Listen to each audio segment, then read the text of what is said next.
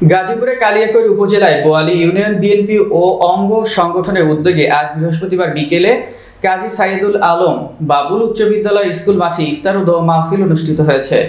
অনুষ্ঠানে মহান স্বাধীনতার ঘোষক শহীদ রাষ্ট্রপতি জিয়াউর রহমানের রুহের মাগফিরাত, বিএনপি চেয়ারপারসন সাবেক প্রধানমন্ত্রী দেশনেত্রী বেগম খালেদা জিয়ার সুস্থতা ও দলের ভারপ্রাপ্ত চেয়ারম্যান তারেক রহমানের দীর্ঘায়ু কামনা করে বিশেষ মোনাজাত করা হয়।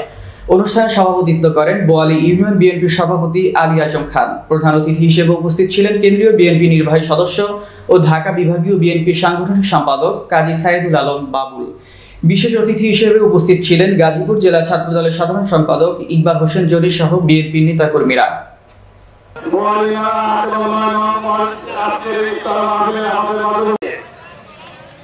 চেষ্টা করেছিল তাকে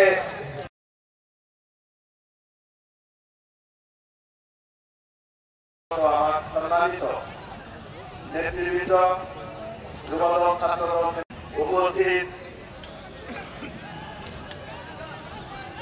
আজকের সম্মানিত মুজাহিদ মুসলিয়ানগণ, আসসালামু আলাইকুম। দুনিয়াতে যতদিন বেঁচে আছি আপনার পথে, দিনের পথে, ইসলামের পথে কাজ করতে পারি। আমাদের নেতা জনাব তারেক রহমানকে সুস্থ রাখুন। আমরা যারা এখানে উপস্থিত সকল